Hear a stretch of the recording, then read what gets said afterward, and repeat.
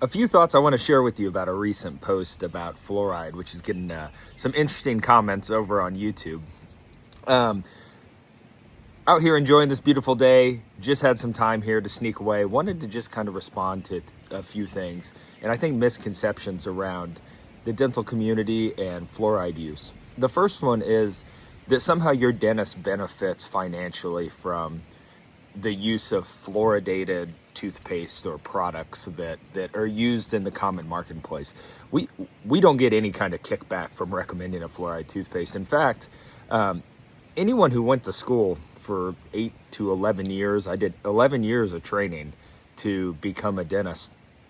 We want the best interest for your child. We didn't do that because we wanted to make bad recommendations and somehow, poison the children of America. We are here because we want to see and read the best data possible and get it out to the population. We want to do good. That is our number one mission, is to do no harm to the population and do good to the people around us. So this idea that the dental community is trying to hide something with fluoride, we're just not. The data currently is that in the appropriate dose, it's one of the best tools we have to prevent dental caries. And a lot of people look at fluoride use, or they look at a lot of problems in a vacuum. They think about their family alone, which is good. You should focus on your family, but you got to also think from a population perspective. Dental caries is the number one disease process in the United States. There's a lot of reasons for that. Is it partially genetic? Sure. It's largely dietary. Our diet is high in refined carbohydrates, high in flour-based snacks, goldfish crackers, chips, high in sugar-based snacks, granola bars, fruit snacks, fruit roll-ups, you name it. When you have that access to that many refined carbohydrates, not that carbohydrates are bad, we're not anti-carbohydrate, but when your teeth are constantly coated in refined carbohydrates like that, they're going to get converted into acid by bacteria in your mouth. It's going to break down the enamel of your teeth. That is happening at a rapid rate.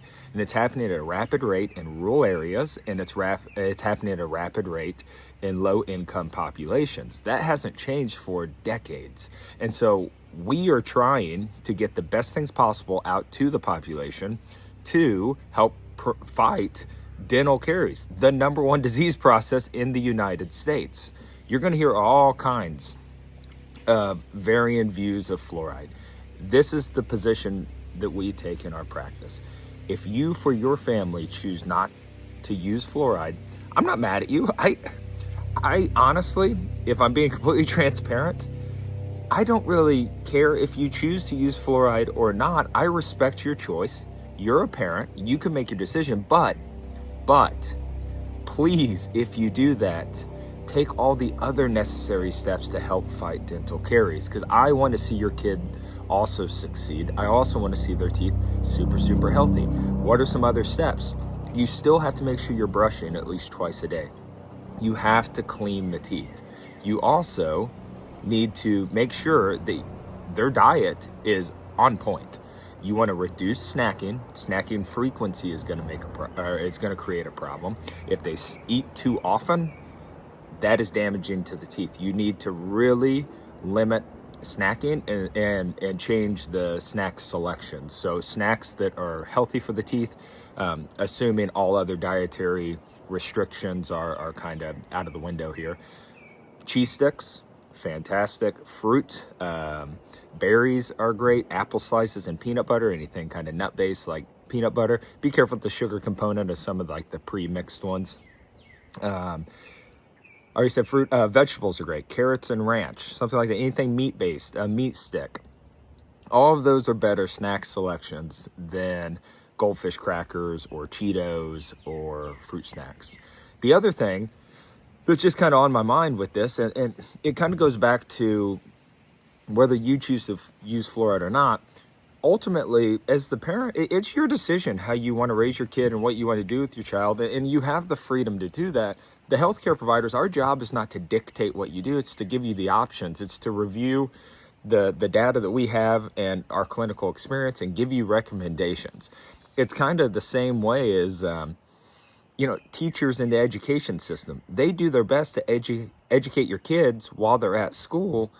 But if you have a kindergartner and they're teaching them to read, you're also going to have to sit down at home and practice with them, because it's not the teacher's responsibility to solely educate your kid. It's the parent's responsibility. You're using the teacher as a guide. You're using your healthcare providers as a guide. Now, physicians, emergency medicine, kind of different story. If you need them to save your life, let them save your life, But when you're coming to the dentist, we're going to give you our recommendations. You have the option to not take that recommendation. You have the option to get a second opinion. You're not going to hurt our feelings. I promise you, if you have a question with a treatment plan that we give you or a recommendation that we give you, ask the question. We're happy to dive into it. I'm happy to talk to you. My whole team will tell you I am very happy to talk way too much. It puts us behind on schedule fairly often. So I do apologize if I'm running behind. It's normally because I'm trying to answer people's questions, and I want to answer them thoroughly so that they feel like they either are satisfied with the recommendations we're making, or they decide they may want to get a second opinion. I'm great with either option, as long as we all leave with open communication and we all have a common understanding of kind of what your wishes are, but also what best practices are, then that's a win in my book. So again, we don't financially gain from kids using fluoridated products. We do charge for fluoride in our offices, but as far as like fluoride toothpaste, there's nothing for us to gain on that. Really, we just honestly want what's best for the population. So if in the next 10 years a new product comes out and we have enough evidence to support that it's less toxic than high doses of fluoride and it's just as effective, we're going to recommend it for you. We'll change our recommendation as soon as the science supports that. It's just not something that it currently is commonly supported or supported strongly enough to broadly make the recommendation. Because again, one change that we make, let's say we take fluoride out, you are going to see the dental caries rate explode even higher than what it already is. And again, don't think about just yourself in a vacuum. Think about the community as a whole. Think about the kids in the cities or really rural areas that don't have access to a grocery store. They're living in a food desert. They're eating meals out of 7-Eleven. They're eating Twinkies and Ho-Hos and potato chips as their full-time meal.